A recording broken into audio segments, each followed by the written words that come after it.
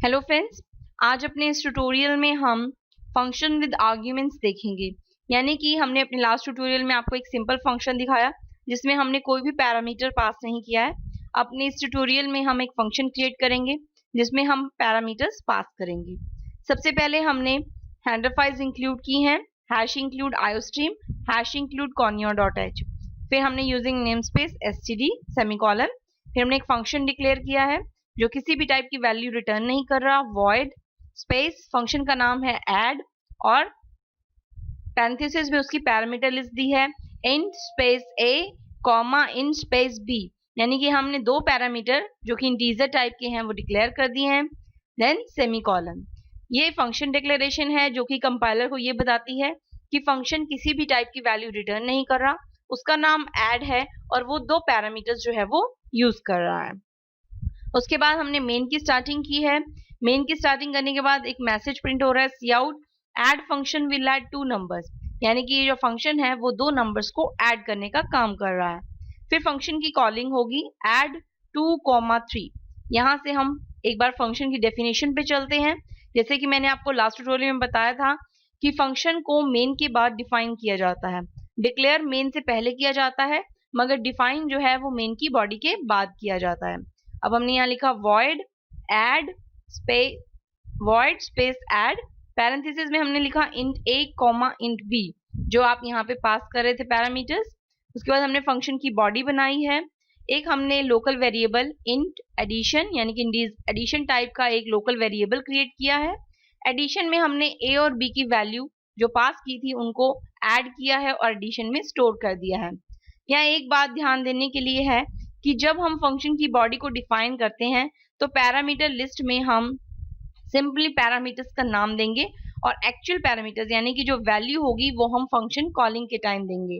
जैसे आप देख रहे हैं कि यहाँ पे ये फंक्शन कॉलिंग है, यहाँ पे हमने दिया है ऐड यानी कि फंक्शन का नाम, और पैरेंथेसिस में हमने वैल्यू पास की है 2,3। ये वैल्यू उसी टाइप की होनी चाहिए जिस टाइप के पैरामीटर्स आप फंक्शन की डेफिनेशन में पास कर रहे हैं। आपने यहाँ पे दो इंटीजर टाइप के वेरिएबल पास किए थे, तो यहाँ पर जो वैल्यू है वो भी इंटीजर टाइप की ही होनी चाहिए 2,3। तो जब ये फंक्शन कॉल होगा तो 2 + 3 यानी कि दोनों नंबर एड्स होंगे और एडिशन में स्टोर हो जाएंगे। उसके बाद ये मैसेज मिलेगा हमें addition of given number is, और जो भी वैल्यू एडिशन की होगी वो प्रिंट हो जाएगी।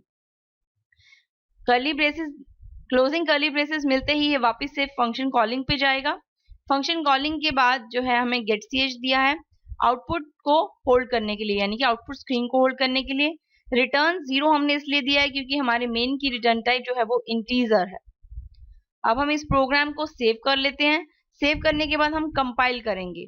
कंपाइल करते हैं F9 से। उसके बाद हम इस प्रोग्राम को रन करेंगे। रन करते हैं हम F10 से। आप देख रहे हैं कि यहाँ पर हमारे पास ये आउटपुट आया है, add function will add 2 numbers. सबसे पहले ये स्टेटमेंट एग्जीक्यूट हो रही है। उसके बाद फंक्शन की कॉलिंग होगी। फंक्शन कॉलिंग होते ही ये फंक्शन डेफिनेशन पे जंप कर जाएगा। फंक्शन डेफिनेशन में ये जो यहाँ पे आपने वैल्यूज दी हैं वो पास होंगी। 2 वैल्यू जो है वो a में पास हो जाएगी और 3 जो है वो b में पास हो जाएगी। Int addition, addition is equal to a + b यानी कि 2 + 3 ऐड होगा और 5 वैल्यू जो है वो एडिशन में स्टोर हो जाएगी। स्क्रीन पर प्रिंट होगा addition of given number is, और जो एडिशन की वैल्यू है यानी कि 5 वो यहाँ पे प्रिंट हो रही है। और यहाँ पे इसके क्लोजिंग ब्रेसेस आ गए फंक्शन डेफिनेशन के। तो क्लोजिंग ब्रेसेस मिलते ही ये वापस से फंक्शन कॉलिंग पे जाएगा और उसके बाद हमारे पास और कोई और स्टेटमेंट नहीं है।